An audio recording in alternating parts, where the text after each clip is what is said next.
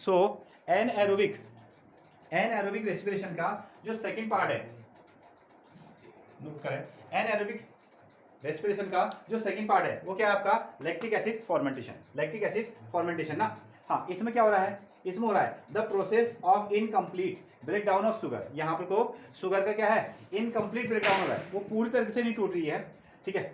Incomplete break down into the lactic acid, ये lactic acid में convert हो जा रही है ना। And energy in some bacteria, कुछ बैक्टीरिया में, जैसे कुछ एग्जांपल इसका लो। इसका एग्जांपल क्या है, बैक्टीरिया एक ऐसा बैक्टीरिया है जो क्या कर रहा है, मिल्क को किस में कन्वर्ट कर दे रहा है, उसमें खट्टापन ले आ रहा है, यानी कि वो दूध को क्या करता है, दही में कन्वर्ट कर देता है। ये इसके कारण, जैसे bacteria causes milk to turn sour, खट्टापन उसमें दही में क्रिएट कर दे रहा है जब सही तरीके से प्रोसेस नहीं हो रही है। हाँ, दीज बैक्टीरिया फीड, इनका काम क्या है, इनका काम है दीज बैक्टीरिया फीड शुगर, ये शुगर को खा ले रहे हैं, ठीक है। जो शुगर कन्वर्ट होना था उसको इन्होंने क्या कर दिया, खा लिया, and break it into the lactic acid, और उन्होंने क्या कर दिया, लैक्टिक एसिड में इसको कन्वर्ट कर दिया, ठीक है। जैसे अचानक एक्सरसाइज करते हुए क्या हो जाता है, आपके जो मसल्स हैं उनमें क्या आते हैं, क्रैम्प्स आ जाते हैं, यानी कि मसल्स में खिंचाव आ जाता है बहुत तेज काम करने से। देखो ग्लूकोज था, इसके पास में 6 कार्बन मॉलिक्यूल्स हैं, ठीक है, ये टूटेगा तो पायरुवेट बनेगा, जिसके पास में क्या होंगे, 3 कार्बन के मॉलिक्यूल होंगे, साथ में क्या आएगी, एनर्जी निकल के आती है। और आगे अगले स्टेप में लैक ऑफ ऑक्सीजन, यहाँ क्या है, ऑक्सीजन की कमी होगी, और ये कैसे होंगे, इन मसल सेल्स में, जिससे क्या होगा, लैक्टिक एसिड बन गया, और साथ में क्या बना, 2 ATP की एनर्जी आ गई, ठीक है। लैक्टिक एसिड के पास में क्या है, 3 कार्बन के मॉलिक्यूल है, ठीक है। ये रेस्पिरेशन का सेकंड वाला पोर्शन, एनएरोबिक रेस्पिरेशन का सेकंड पोर्शन। पहला क्या था, एल्कोहलिक फर्मेंटेशन, एक पार्ट क्या था, एल्कोहलिक फर्मेंटेशन था, और दूसरा क्या हो गया आपका, लैक्टिक एसिड फर्मेंटेशन। नोट कीजिए, तो सिंपली आपको एरोबिक रेस्पिरेशन और एनएरोबिक रेस्पिरेशन के फॉर्मेट में डिफरेंशिएट करने के लिए भी मिल सकता है। तो आप इस तरीके से इसको लिखेंगे, कैसे, तो एरोबिक जो रेस्पिरेशन है, एरोबिक रेस्पिरेशन वो क्या होता है, occurs in the presence of oxygen, यहाँ ऑक्सीजन की प्रेजेंस में ये हो रहा है, releasing large amount of energy, और इसमें बहुत ज्यादा एनर्जी निकलती है। अच्छा, इसका उल्टा, इसके अपोजिट में क्या करेंगे, occurs in the absence of oxygen, ये जो एनएरोबिक प्रोसेस है, रेस्पिरेशन है, यहाँ ऑक्सीजन की कोई भी जरूरत नहीं है, और इसके कंपैरिजन में releasing relatively small amount of energy, इसके कंपैरिजन में कम एनर्जी यहाँ पर से निकलती है। एक पॉइंट हो गया। अगला point, each glucose molecule produce, ठीक है, जब ग्लूकोज मॉलिक्यूल टूटता है तो इसमें 38 मॉलिक्यूल्स ऑफ एटीपी बनते हैं, 38 मॉलिक्यूल्स ऑफ एटीपी बनते हैं, किसमें, एरोबिक रेस्पिरेशन में। इसका उल्टा चलो, each glucose molecule produces 2 molecules of ATP, ठीक है। एटीपी कितने मॉलिक्यूल आ रहे हैं, केवल 2 मॉलिक्यूल्स आ रहे हैं। अगला वन, ये कहानी कहाँ शुरू होती है, it begins in the cytoplasm, ये साइटोप्लाज्म में शुरू होता है, एंड कंटिन्यूज इन माइटोकॉन्ड्रिया, और माइटोकॉन्ड्रिया तक ये चलता रहता है।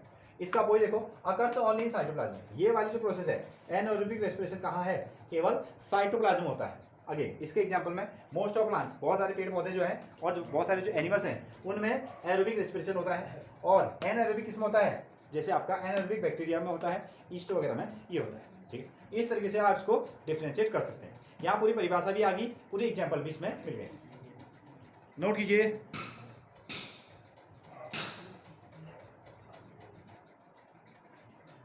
नोट डाउन इसको करें। तो अगला पोर्शन क्या है, अगला पोर्शन है आपका, next portion is respiration in plants. तो जो प्लांट्स हैं उनमें किस तरीके से रेस्पिरेशन होता है, रेस्पिरेशन इन प्लांट्स। तो इसके लिए देखें, रेस्पिरेशन इन प्लांट्स ये क्या है, plants need energy to grow and perform essential function. तो प्लांट्स को भी क्या चाहिए, प्लांट्स को भी एनर्जी चाहिए टू ग्रो, कि इसके लिए, बढ़ने के लिए। Plants needs energy to grow and perform essential function, जो उनके अपने फंक्शन है उसको करने के लिए उनको क्या चाहिए, एनर्जी चाहिए। ये एनर्जी कहाँ से मिलेगी, again they obtain this energy through the process of respiration. तो ये क्या कर रहे हैं, रेस्पिरेशन के थ्रू, ठीक है, प्लांट्स क्या कर रहे हैं, रेस्पिरेशन के थ्रू इस एनर्जी को ऑब्टेन कर रहे हैं, जनरली। अब देखें, generally plants do not have any special organs to perform this process. तो रेस्पिरेशन की प्रोसेस अगर हम लोग ह्यूमन बीइंग करते हैं तो हमारे पास में क्या है, आपका नोज बना हुआ है, माउथ बना हुआ है, वहां से हम लोग क्या कर सकते हैं, रेस्पिरेशन कर सकते हैं। बट प्लांट्स के पास में कोई स्पेशल ऑर्गन्स नहीं है इस प्रोसेस को करने के लिए, ठीक है। तो अलग अलग पोर्शन से अलग अलग तरीके से रेस्पिरेशन होगा। Again they exchange gases through the stomata. तो ये क्या कर रहे हैं, स्टोमेटा के थ्रू गैसों का क्या करना चाह रहे हैं, एक्सचेंज करते हैं स्टोमेटा के through. And large intercellular spaces, और इनके बीच में क्या है, बहुत ज्यादा जगह रहती है, बहुत जगह खाली जगह है। इंटरसेलुलर स्पेसेस, इंटर मतलब हो गया अंदर, ठीक है, इंटरसेलुलर स्पेसेस इनके पास में जगह है जिससे क्या करते हैं, गैसों का एक्सचेंज करते हैं। Present through out the plant, ये इंटरसेलुलर जो स्पेस है पूरे प्लांट्स में मौजूद है, पूरे प्लांट्स में प्रेजेंट रहते हैं, यहाँ से ये काम करते हैं। अच्छा देखो, इसमें हेल्प कौन कर रहा है, रूट्स भी हेल्प करते हैं, स्टेम भी करते हैं, leaves. Roots, stem, leaf of a plant are involve in this process. तो इस प्रोसेस में पेड़ की जो जड़ें हैं, पेड़ के जो तने हैं, जो पत्ते हैं, वो सब इस रेस्पिरेशन की प्रोसेस में क्या होते हैं, इन्वॉल्व होते हैं, ठीक है। तो पहला पॉइंट हमने क्या लिखा, इसके बाद में गैसेस एक्सचेंज इन रूट। अब रूट्स में जो है वो गैसों का एक्सचेंज कैसे होता है, ठीक है। Next one, gases exchange in roots. Okay, इसमें देखो, the exchange of gases in roots of a plants are takes place by the process of diffusion, ठीक है। जो रूट्स हैं उनको जो गैसेस मिल रही हैं वो किस प्रोसेस से मिल रही हैं, तो जवाब है वो डिफ्यूजन की प्रोसेस से मिल रही है। The exchange of gases in roots of a plants takes place by the process of diffusion. Diffusion से मिलता है from the air present in between the soil particles, ठीक है। अब वो एयर कहाँ है, वो आपको मिट्टी के पार्टिकल्स के बीच में जो एयर है, ठीक है, जो एयर है वो एयर कहाँ मिलती है, आपको मिट्टी के पार्टिकल से जड़ों को मिलती है, जड़ों को मिलती है, ठीक है। Oxygen diffuse into the roots, ठीक है, जो वहाँ ऑक्सीजन प्रेजेंट है वो क्या मिलती है, जड़ों को मिल जाती है, रूट्स को मिलती है, root hairs and passes into the root cell, और उसके बाद में वो रूट्स के सेल्स में चली जाती है, ठीक है। इस तरीके से इसको मिल रहा है। फ्रॉम वेयर, जहाँ से, उसके बाद from where CO2 moves out in the soil, और वहीं से जो कार्बन डाइऑक्साइड है वो वाटर में सम्मिलित हो जाती है। ये सी कहानी है। तो एक किसके लिए हो रहा है, ये रूट्स के लिए, इसी तरीके से स्टेम के लिए, इस तरीके से लीव्स के लिए, ये कहानी चलेगी। ओके, रेस्पिरेशन इन प्लांट्स में। हाँ, नोट कीजिए इसको। सो अगला पॉइंट क्या लिखे, गैसेज एक्सचेंज इन स्टेम्स। तो जो स्टेम्स हैं उनको, उनमें गैसें कैसे मिल रही हैं, तो उनमें गैसों का एक्सचेंज कैसा हो रहा है, या रेस्पिरेशन की प्रोसेस कैसे हो रही है, गैसेस एक्सचेंज इन स्टेम ना। हाँ देखो, इन वुडी प्लांट्स, जो लकड़ी वाले प्लांट्स हैं, in woody plants gases exchange occur through the small pores in the stem. तो जो लकड़ी वाले प्लांट्स हैं उनके जो स्टेम है, तने में क्या होते हैं, छोटे छोटे होल्स होते हैं जिनको हम पोर्स कहते हैं, होल्स हैं, यहाँ से कॉल्ड लेंटिसेल। इनका नाम क्या है, इनका नाम है लेंटिसेल्स, जो स्मॉल पोर्स हैं, यहाँ से गैसों का एक्सचेंज कर रहे हैं।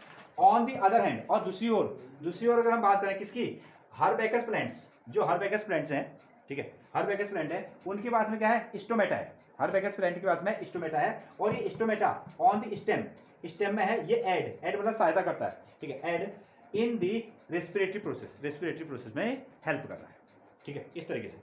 अब अगली कहानी किसकी है, एक तो हो गया आपका gases exchange in root, second one क्या हो गया, गैसेज एक्सचेंज इन स्टेम, और third one is gases exchange in leaves. Third point इसमें बनेगा लीव्स के लिए।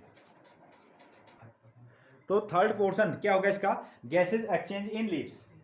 स्टेम के बाद में क्या आएगा, गैसेज एक्सचेंज इन लीव्स। तो पत्तों में किस तरीके से गैसों का एक्सचेंज होता है, तो यहाँ here respiration takes place by diffusion of oxygen.